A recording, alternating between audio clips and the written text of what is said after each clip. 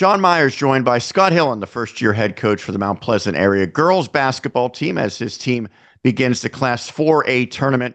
And first off, Scott, I would imagine this is a big accomplishment for you. Year number one, you make the postseason. Probably not the start to the year that your team wanted or that you wanted, certainly. It could have gotten away from you. How did your team kind of rally and ultimately get a postseason berth? You're absolutely right. Very rough start. I mean, going 0-10 to start the season in your first year is not the way you want to go. Morale was down. People were unhappy. A couple things changed here and there. The girls, we started gelling a little bit, getting to know each other a little bit better, and then just kind of buying into what we were, wanted to do as a team. People were starting to accept their roles, and then just contribute what they could to the team, and things just started going in a better direction for us. The attitude started changing, a little bit more positive. Even though things were going rough, we were starting to do things a little bit better, and then the team just kind of kept building on it. So you get into the postseason with a 5-8 section mark, 5-9 rather, I should say. I know winning 5 games in the section after you struggled so much early in the season, it shows that the team is improving. Is there any particular moment that you look back and say that was a turning point? Honestly, I gotta say it was probably in our Christmas tournament against Greensburg Salem. Very good team, very well coached. We were not winning. We didn't win that game, but we really played very well. Played very well. Played good together. It was kind of a 2-point game for a big portion of that game. They pulled away a little bit in the fourth quarter to end up beating us by like 10 or 11. But we hung in with them, and the girls really kind of surprised themselves playing with that team. Nobody really was expecting us to keep it close. And then kind of from there on, even though that was a loss, that kind of built a little bit of momentum, and the girls kind of started buying in a little bit more and kind of knew that they could do better. Your predecessor with the Vikings, Scott Giacobbe, had a lot of success getting to the playoffs. It felt like just about every single year. So I would assume it was kind of a high bar for you in the program. Is that something that you and your players have been able to embrace?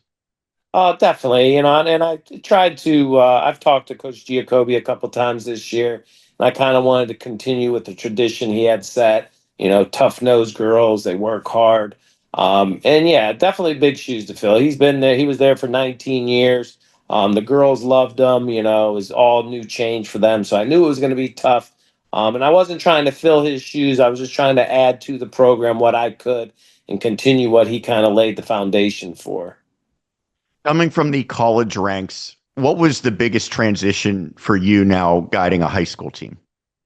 Um, Well, to be honest with you, it's probably a little more interaction with the parents, even with the highs and lows. But just trying to build on fundamentals with the players, teach more fundamentals, teach more about the game. Because a lot of girls at the young age, they're just learning. They don't know a lot of things. Where at the college level, those girls know certain things, and a lot of the fundamentals are kind of already there. So just working on the fundamentals, teaching the game of basketball, teaching them things that they don't know, and just trying to help them learn about the game. So you get the number 14 seed in a Class 4A bracket that has 17 teams total. You're matched up against a real heavyweight in North Catholic, the number 3 seed.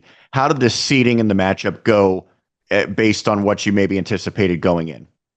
We knew we were going to get one of the top teams. I mean, the way our season went, we knew if we were going to be able to get into the playoffs, we were going to play one of the top teams. And we got a perennial powerhouse in North Catholic.